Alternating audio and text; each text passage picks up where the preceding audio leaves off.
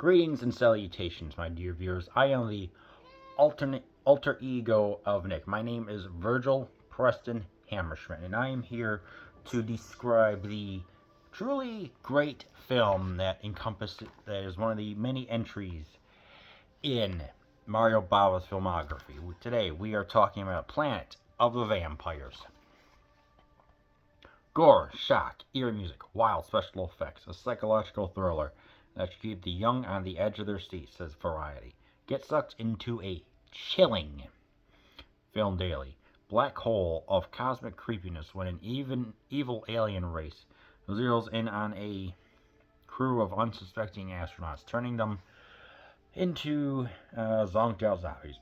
Packed with space-age suspense and extraterrestrial horror, this eerily photographs as Leonard Maltin, an electrifying vampire movie's thriller, drifts with an intoxicating, feverish atmosphere of dread. Village Voice. A band of space travelers have just intercepted a distress call from a distant world. Is it a desperate cry for help, or something far more sinister? After landing on the shadowy planet, the crew is attacked by a horde of disembodied aliens with a diabolical plan to conquer the universe by controlling the crew's minds and stealing their souls, proving that even in outer space, possession is 9/10 of the law. Wah wah. I like this movie. This is truly a unique entry with all the gothic atmosphere, all the fantasy, all the 1915 to 1800s era films. This one was refreshing to see. I liked it because it's, hey, let's just have let's just have this dread on this planet. It's like no BS, no stupidity, just an intense sense of dread and just an exotic locale that really feels all of its own, where it's dark, there's a lot of fog, and the space and even the giant spaceships are just so not bleak, but just you feel the atmosphere. The atmosphere here is truly on set and everything else. Some fun facts. Planet of the Vampires was also released under the titles Demon Planet, The Haunted Planet, The Haunted World, The Outlawed Planet, Planet of Blood, Space Mutants, and Terror in Space. Director Mario Bava combined live-action filming with miniature sets by reflecting the sets through a mirror that had portions of the reflective surface scraped away so the actors could be seen through it. Co-writer Ib Melchior also scripted the shocking layer prehistoric terror Reptilicus. But anyway, here's what it's like. It's like with these movies, it's either going to be the atmosphere that is great, the performances that are great, or you get a combination of both. You get some lighted colors. Here, you get something that's different. Like I said, personally, I think that this movie, it kept me engrossed. It was slow. Yes, I cannot deny that it was a little slow. But it's slow in dread and tension. It looks like this planet has long been since abandoned. And it's just, oh man. Yeah. For roughly the first, for me, it was the sets. The sets here made it. So for like the first, I don't know, for like the first roughly 20 minutes, it takes place inside the ship, and they've got the ridiculous looking jumpsuits that look like Gambit or Magneto, and yeah, it's like they have all the flash. It's like the set here. They have all the flashy colors. They have the buttons. They have everything that's pre-Star Trek, right around there, I would say. So it's like, with this, it's like, okay, when's the search coming in? And so I was thinking at first, okay, what's going on? It's like they get outside and we just get this beautiful, multicolored, black, not depressing, but just desolate set.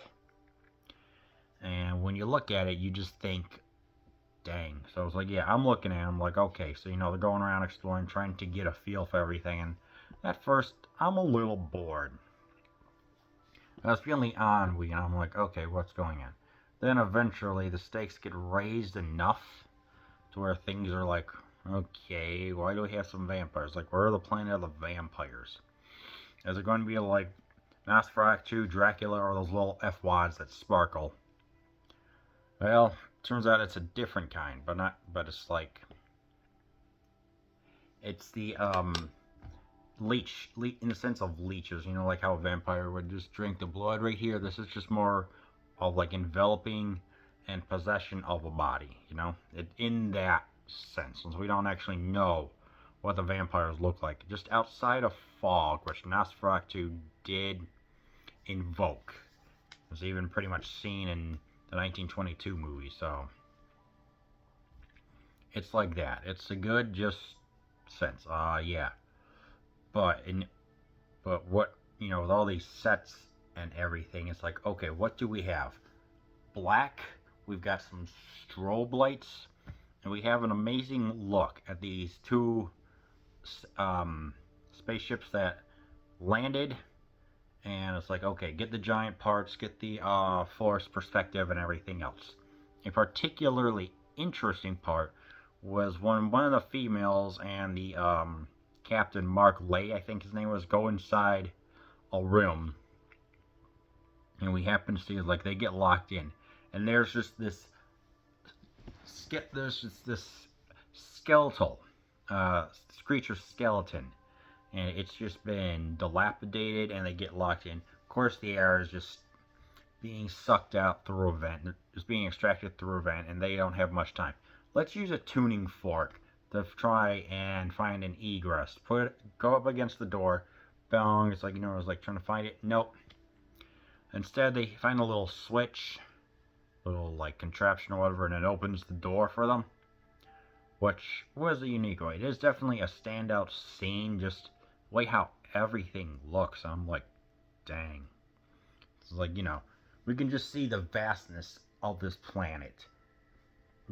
It's so vast, it's so dark, but in a good way. It truly makes us stand out. And of course, it also happens that this was an American International Pictures release. So let me explain. This wasn't with, because there were two people who work on there. There were Samuel Arkoff and James H. Nicholson. They did international dealings with Bava himself, and an AIP got money with Black Sunday and Black Sabbath, so they wanted to, rather than pay money to like make an English dub, like get their hands on it, they decided to co-produce it. And here's the best part. This was, according to my notes, an Italian and a Spanish production. And of course, with the production going on, there were lines for each of the actors: English, Portuguese, Italian, and Spanish. So obviously there was some difficulty with communications going on, but somehow it just seemed to work. Yes, this is a low budget. Of course, there's not as many optical effects that you would see in like the buildings and everything else. So instead, they used in-camera effects, which was like, what do I have here? Forced perspective. So it was like, take the actors, put them on one part, and then of course have the projection of like all the sets and everything else to make the scene come alive, which is done really well. You have the multicolored fog. I mean, there is so much fog in this, but like I said, it adds to the eeriness and the fact that this planet is slowly decaying, and it's been derelict at AF for years. Give an overall sense of just not the horror, and just the right way. And Bava said that he used two plastic rocks. One that's from a legendary movie from some studio, and then another cheaper one, but with mirrors and multiple exposures, it was enough to make these rocks look different. And you can tell it's like, yeah, they derived a lot of effects from these two plastic rocks, but again, with ingenuity and his uncanny ability, because of Mario being a painter and him making the sets just look haunting, beautiful, and just eerie in a way. There's something known as the Schulftan process. let's see, cover part of the camera view with a mirror, and allows for a filmmaker to make an image for multiple parts. So that's what we get with like the rocks and the different layers and the depth of the movie. So that was one of the first usages, or most famous, was used in Metropolis, Fritz Lang's Metropolis. So ultimately, it adds to a great feeling. But of course, this is a sci-fi movie that's still not really cheesy, but you can tell what's going on. Of course, it's not like a slow burn with a big reveal. It's just a slow, slowly paced throughout. But you're not bored because all it sets the tension and the characters, which are fine. They're fine. They're not bad. They're not. It's great. They're not like Tully or any of the other ones from like the other Gothic horrors. But here, it's enough. It's a different locale to which you won't be bored. But just keep in mind that this film is just. It's one of the better Italian sci-fi movies. But you just here for to look at the sets. All right. So if I were to ultimately rate this, because it's obviously a low budget movie, and the acting is up there. It's like, what is that? Event Horizon and Sphere. It's like that. It's like it was made with effort, but it's low budget, which ultimately leads to me giving it like a 7 out of 10, I would say. So yeah, if you want a great sci-fi movie that has had over 15 titles, then I recommend that you watch Planet of the Vampires.